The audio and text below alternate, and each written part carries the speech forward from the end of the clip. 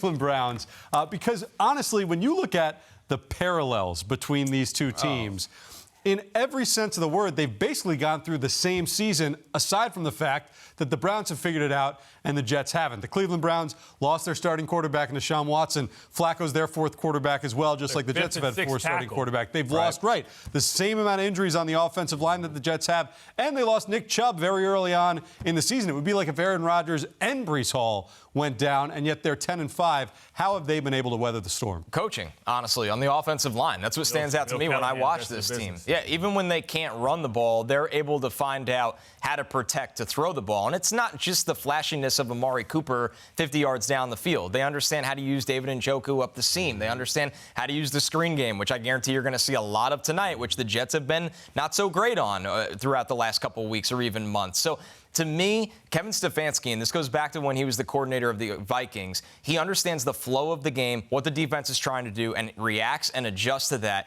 And then he builds off that film week after week. And it doesn't matter who's out there because they've lost Nick Chubb. They've lost 3 key tackles this year. Amari Cooper's not playing tonight. They've had to really shuffle guys in and out, but the scheme works with them. And even when some of the younger quarterbacks struggled, whether it was the guy they drafted in Dorian Thompson-Robinson, P.J. Walker, they find Joe Flacco. Okay, now we're a protect first pass offense, not a kind of improvising offense. So Stefanski's ability to adjust not season after season, month after month, but week after week is the difference with this Browns team, and it's why I think he should be the coach of the year. Yeah, I think Connor hit it right on the head. The bottom line is they know who they are, right? There's a system, there's a players, there's a mold. And I say it time after time, good teams have a mold, and they have a model. No matter who's in there, they just know how to go about the scheme and kind of the script. So the hand, I think I'm frustrated with the situation is that this offensive line for the Cleveland Browns, no matter to the injuries, they stay gritty, right? Yep. They stay gritty and they execute. And then, to your point, Bart, it goes to Bill Callahan. It's the coaching, man. Bottom line, when you have competent coaching and guys know how to work guys and put guys and teach, right? Because listen, I say this to a lot of young coaches when I see them. You know, telling ain't teaching, right? You got to be able to walk through guys, teach the game, and be able to show guys how to do things and why to do things. And they do a great job at that at Cleveland. So, you know, listen, the fact that Joe Flacco comes off the couch and is talking about the 10-year-old kid inside of him, and mind you, he's working on a combo deal because for every 1 pick, he'll throw 2 touchdowns. You know what I mean? So it's not like he's lighting it up, but he's having fun, and they believe in him, and there's a stability there. So if you're a Browns fan, you're in a good place right now. I mean, you look at Flacco and what he's been doing over the last 3 weeks. I mean, he's on a historic pace.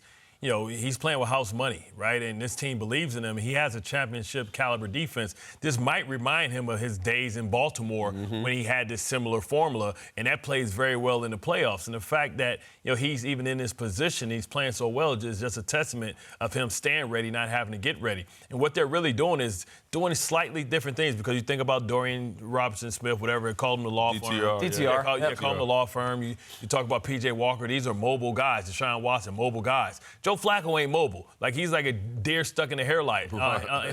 Right. You know, he's a guy that they're slightly moving the pocket, just slightly. They're not doing boots where he's turning his back and getting out and having to not block the defensive end. It's just subtle play action, moving the line in the launch point a little bit to the left, a little bit to the right, buying him time. And one thing that he can do, like great fighters, right? The last thing you lose is that punch. The last thing a great quarterback loses is that arm, his ability to spin it. And they're taking advantage of what he does well. Like, we didn't see this Amari Cooper with the other quarterbacks. We see this Amari Cooper with Joe Flacco because, like I always say, separation in a race usually doesn't start at the first 30 yards. Anybody can stay with somebody for 30 yards where it's still small windows. When that separation comes, it's 30, 40, 50 yards, where that half a yard becomes a yard. You saw it last week with Amari Cooper. So now they're getting quick scores with this defense. So it's going to be important that the Jets don't fall behind, because if it does do that, and Darius Smith and Myles Garrett can pin their ears back, they're looking at this game like homecoming and trying to make an example on national TV where he can become Defensive Player of the Year and get his first,